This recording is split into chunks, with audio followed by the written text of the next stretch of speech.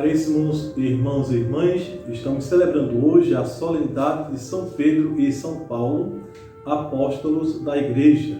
Esta solenidade, como sabemos, ela é comemorada exatamente no dia 29, dentro do calendário litúrgico, mas por questões pastorais, para favorecer uma melhor participação e crescimento espiritual do nosso povo católico aqui no Brasil, esta solenidade, sempre que acontece dia de semana, ela é transferida para o domingo seguinte.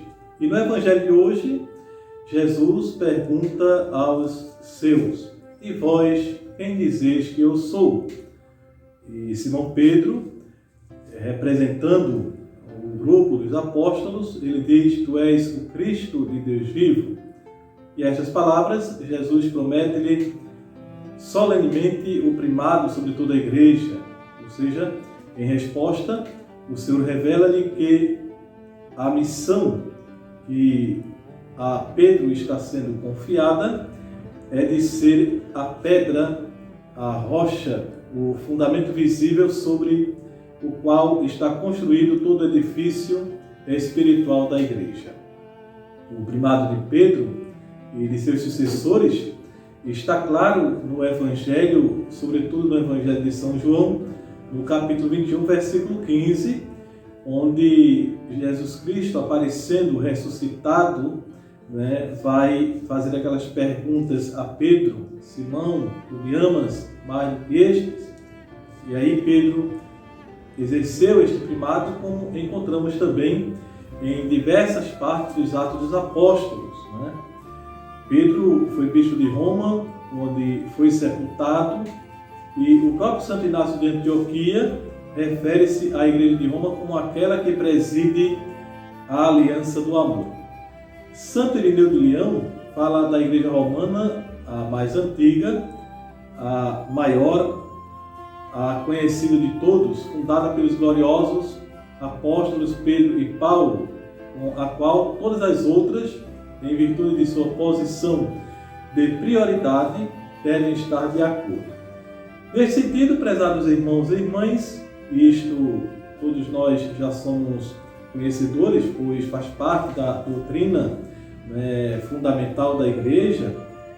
O Papa é o representante de Cristo na Terra, é o seu vigário, é o fundamento da unidade da Igreja. A ordem de Jesus foi: apacenta os meus cordeiros, apacenta as minhas ovelhas.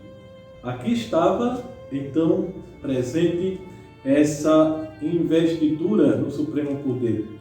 A Igreja sem o Papa seria um barco sem timoneiro. E Jesus quis fundar a sua Igreja, tendo Pedro e seus sucessores à frente dela. Em 2000 anos de cristianismo, até hoje, Pedro teve já seus 266 sucessores. Desde Pedro até hoje nós contamos aí 266 papas. Aqui a gente pode citar alguns, por exemplo, o próprio Pedro como aquele que foi o primeiro dentro dessa instituição do primado, depois Lino, Cleto, Clemente, João Paulo II, Bento XVI e atualmente o Papa Francisco. Podemos dizer ontem Pedro, hoje Francisco. E agradeçamos a Deus por pertencermos a esta igreja fundada por Cristo, que é una, santa, católica e apostólica, edificada por Jesus Cristo, sociedade visível, instituída com órgãos hierárquicos e comunidade espiritual simultaneamente, fundada sobre os apóstolos e transmitindo de geração em geração a sua palavra sempre viva e os seus poderes de pastores no sucessor de Pedro e também nos bispos em comunhão com ele, perpetuamente assistida pelo Espírito Santo, como também já nos dizia o Papa Paulo VI em seu credo do povo de Deus. Também hoje olhamos para a figura de São Paulo. São Paulo nos é apresentado na leitura de hoje da segunda carta a Timóteo como alguém que está acorrentado, está na cadeia, e na sua prisão, né, onde exatamente aí, no último momento da sua carreira apostólica, que ele irá experimentar o martírio. O apóstolo está consciente da sua situação, porém as suas palavras de forma alguma revelam amargura, mas a serena satisfação de ter gasto a sua vida pelo Evangelho. O próprio Paulo vai dizer o seguinte: aproxima-se o momento de minha partida, combati o bom combate, completei a corrida, guardei a fé. Agora está reservada para mim a coroa da justiça. Na carta aos Efésios, logo no começo, fazendo menção a essa eleição que o próprio Deus faz de cada um de nós, ele vai dizer o seguinte: escolheu-nos antes da constituição do mundo. E também na segunda carta a Timóteo, ele ainda coloca a seguinte frase, o seguinte pensamento: chamou-nos com vocação santa, não em virtude das nossas obras, mas em virtude do seu desígnio.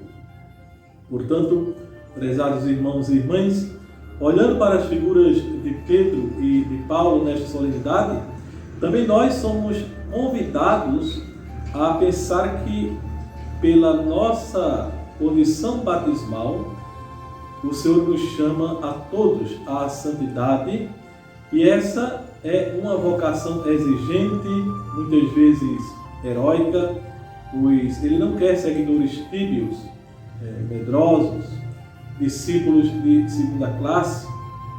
Se quiser ser discípulo do Mestre, deve imprimir um sentido apostólico à sua vida, um sentido que o levará a não deixar passar nenhuma oportunidade de aproximar de Cristo todos aqueles que dele se encontram ainda afastados ou o desconhecem.